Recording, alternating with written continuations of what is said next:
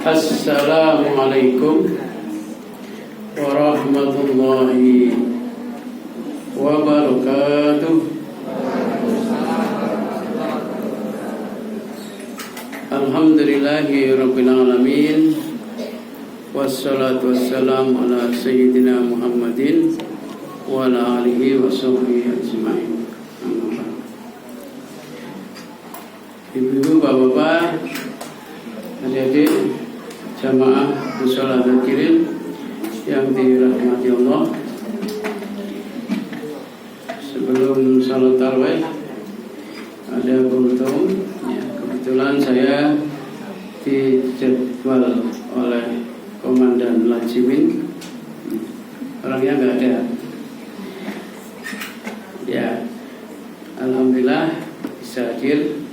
Mudah-mudahan apa yang saya sampaikan ada manfaatnya. Tidak lama ya kulturnya Bu ya. Sebelum sahur sudah selesai. Kuat ibu-ibu sampai sahur?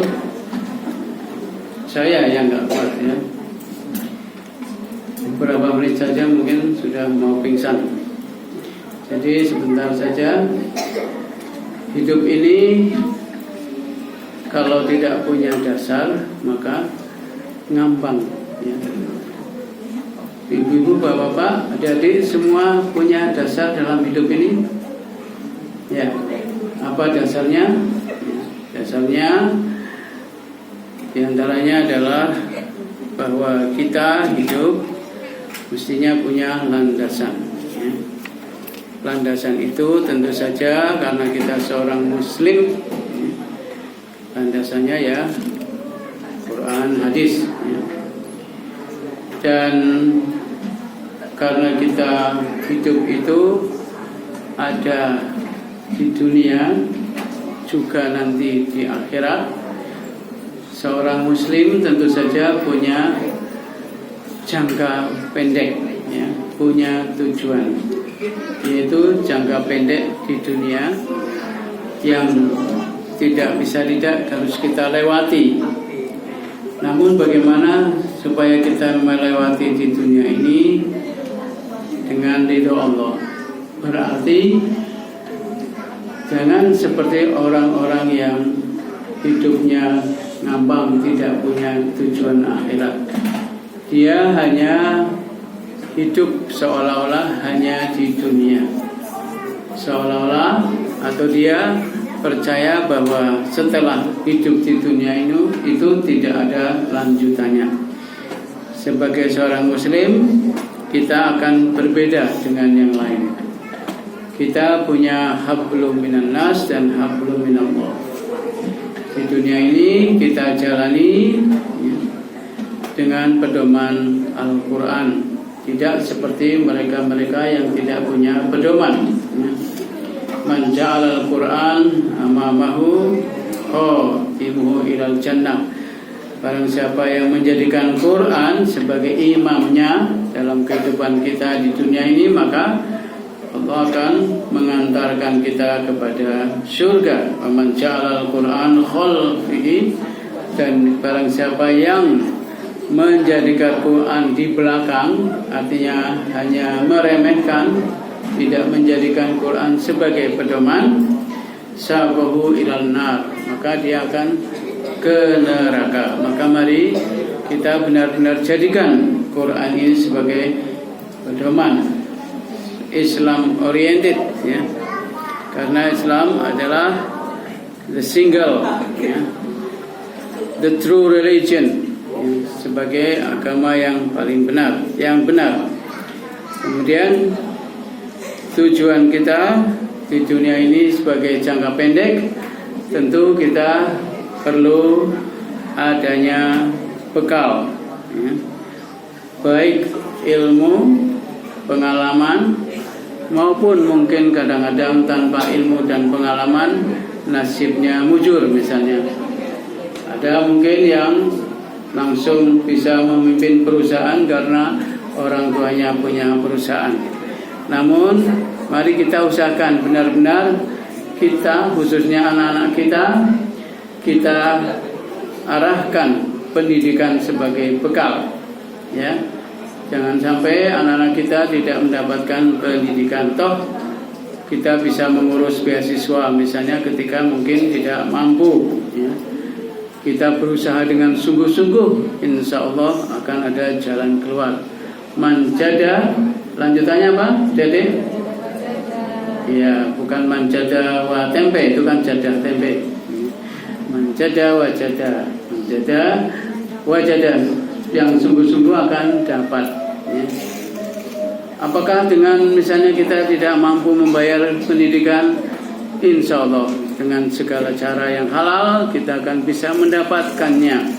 Apakah dengan beasiswa, bisa dengan minta keringanan dan sebagainya. Toh kalau terpaksa pun tidak ada yang bisa menerima, pendidikan di luar sekolah juga bisa membuat kita hidup, ya. Misalnya dengan berjualan, akhirnya bisa menjadi businessman, bisa menjadi Spiderman. Businessman apa Spiderman? Ya, bisa menjadi businessman, ya. Karena pendidikan itu harus ditanamkan dahulu, ya. Apakah di sekolah atau di luar sekolah. Kemudian untuk bekal di dunia itu juga bisa berupa pengalaman. Ya, seperti tadi, ketika tidak bisa mendapatkan pendidikan, maka dengan pengalaman, insya Allah juga akan menjadi bekal hidup untuk bisa menjalani hidup jangka pendek dalam pengertian kebahagiaan jangka pendek di dunia, ya. Karena belum tentu nasib itu ada baik atau nasib baik bisa bisa kita dapatkan. Maka pendidikan dan pengalaman harus kita usahakan. Adapun untuk jangka panjang, maka apapun yang kita lakukan, ya, di dunia ini harus kita dasarkan pada akhirat. Jangan sampai semua yang kita lakukan tanpa tujuan akhirat, yaitu dengan cara prestasi ibadah. Jadi yang pertama prestasi duniawi, yaitu dengan pendidikan, pengalaman. Yang kedua prestasi ibadah untuk bisa mendapatkan kebahagiaan di akhirat, yaitu dengan ibadah segala yang menjadi perintah Allah. Seperti pada bulan ini kita diperintah untuk puasa, maka selain sholat kita juga berpuasa di bulan Ramadan ini, supaya kita punya prestasi ibadah, sehingga apa yang menjadi perintah Allah, wa ma khalaqtul jinna wal insa illa liya'budun, tidaklah Allah ciptakan jin dan manusia kecuali hanya untuk beribadah kepada Allah. Saya lihat jamaah adzakirin kedua-duanya, yaitu usaha jangka pendek duniawi maupun prestasi ibadah terlihat sangat bagus. Maka mari kita pelihara dengan wadah masjid atau musola adzakirin ini. Saya lihat jamaahnya tarawih malam ini hadir hampir 2.000 orang. Betul ya? Hampir 2.000 ya. Ya, jadi banyak sekali sampai di luar. Mudah-mudahan akan terus penuh seperti ini, termasuk pada saat subuh dan juga nanti sesudah Ramadan. Demikian mungkin karena waktunya, sebagai kesimpulan, di dunia ini kita harus punya dasar, ya, landasan hidup, ya. Itu Quran, hadis, kemudian tujuannya jangka pendek kita jalani. Jangan sampai kita bermalas-malas di dunia, hanya tidur, makan, ya, tidur, makan. Tapi kita harus punya tujuan yang jelas, yaitu kegiatan-kegiatan yang positif untuk bisa hidup di dunia dengan layak atau mendapat ridho dari Allah, karena kita juga punya tujuan jangka panjang akhirat, ya. Kemudian kita korbankan apa yang kita miliki, yaitu amwal wal anfus wal amwal, yaitu jiwa dan raga kita, untuk kita persembahkan pada Allah. Diri kita persembahkan dengan keterampilan kita, pendidikan kita, kemampuan kita, kemudian amwal, harta kita, untuk tujuan akhirat. Itulah kehidupan seorang muslim, berbeda dengan yang bukan muslim, karena kita mengharap ridha Allah, kebahagiaan tidak hanya di dunia. Untuk pendidikan anak-anak kita, jangan sampai anak-anak kita mendapatkan pendidikan yang tidak bisa dipertanggungjawabkan akhiratnya. Mungkin mahal sedikit tidak masalah, mungkin dengan biaya yang ditambah biaya karena memang pelajarannya sampai sore. Bahkan kalau bisa lagi di pesantren untuk SMP SMA itu lebih baik, mungkin biaya lebih banyak. Yang saya alami, anak saya dua-duanya di pesantren. Yang pertama di Mu'alimin, di mana? Hidayatullah 6 tahun. Yang kedua di Mu'alimin juga 6 tahun. Alhamdulillah, setelah itu lebih mandiri dalam hal ibadah. Meskipun ketika bersekolah cukup besar biayanya karena harus hidup di asrama dan sebagainya. Tetapi itu kita berpayah-payah dahulu. Insya Allah kita akan mendapatkan hasilnya. Man jada wajada, innamal usri yusra. Sehingga ketika kita memberi pendidikan pada anak pun kita berorientasi Islam oriented, tidak hanya duniawi. Pokoknya anakku kudu sekolah nggene karena besok mau jadi ini dan sebagainya. Hanya duniawi yang dikejar.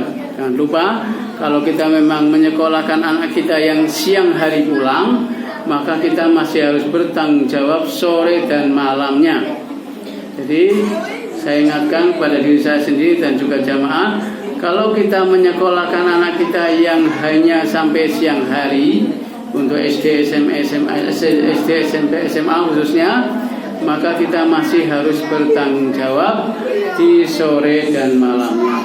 Ya ayyuhalladzina amanu qu anfusakum wa ahlikum nar. Karena siang dan malamnya itu kita tidak tahu, kadang anak-anak kemana dan sebagainya. Kurang lebihnya mohon maaf. Assalamualaikum warahmatullahi wabarakatuh.